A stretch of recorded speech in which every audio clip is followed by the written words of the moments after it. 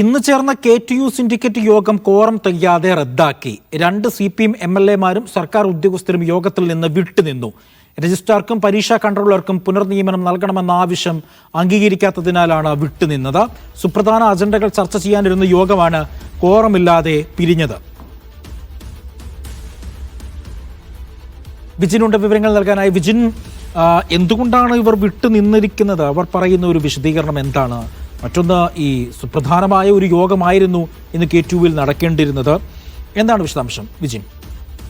അജി, കഴിഞ്ഞ തവണ ചേർന്ന സിൻഡിക്കേറ്റ് യോഗത്തിലാണ് ഈ രജിസ്ട്രാർക്ക് ഉൾപ്പെടെയുള്ളവർക്ക് പുനർനിയമനം നൽകാനുള്ള തീരുമാനമെടുത്തത്. പക്ഷേ VC അത് നടപ്പിലാക്കാൻ തയ്യാറായിരുന്നില്ല. നേരത്തെ തന്നെ ഇക്കാര്യം നടപ്പിലാക്കണമെന്ന് ആവശ്യപ്പെട്ട് ഇടത് സിൻഡിക്കേറ്റ് അംഗങ്ങൾ കത്ത് നൽകിയിരുന്നു. സച്ചിൻദേവ് MLA-യും ഒപ്പം തന്നെ IB സതീഷ് MLA-യുമാണ് സിൻഡിക്കേറ്റിൽ ഉള്ള ഇടത് പ്രതിനിധികൾ എന്ന് പറയുന്നത്. ഒപ്പം തന്നെ ഉദ്യോഗസ്ഥരുമുണ്ട്. ഇവർ ആരും ഇന്ന് യോഗത്തിൽ പങ്കെടുത്തില്ല. നേരത്തെ തന്നെ ഇക്കാര്യത്തിൽ യോഗത്തിൽ പങ്കെടുക്കില്ല, തീരുമാനം നടപ്പിലാക്കിയ ശേഷം മാത്രമേ യോഗത്തിൽ പങ്കെടുക്കൂ എന്നുള്ള നിലപാട് അവർ അറിയിച്ചിരുന്നു. എന്നിട്ടും സിൻഡിക്കേറ്റ് യോഗം VC വിളിച്ചു ചേർക്കുകയായിരുന്നു. പക്ഷേ സിൻഡിക്കേറ്റ് യോഗത്തിൽ കോറം തികഞ്ഞില്ല. 4 പേർ പോലും പങ്കെടുത്തില്ല. അതോടെയാണ് സിൻഡിക്കേറ്റ് യോഗം റദ്ദാക്കേണ്ട സാഹചര്യത്തിലേക്ക് VC-ക്ക് എത്തേണ്ടി വന്നത്.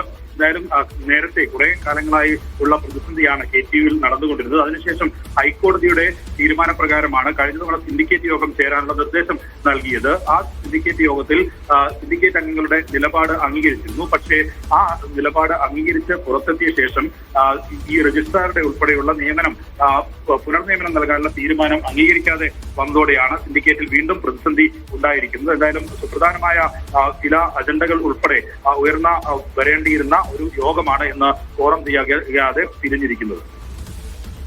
ശരി, വിജിനാണ് വിവരങ്ങൾ നൽകിയത്.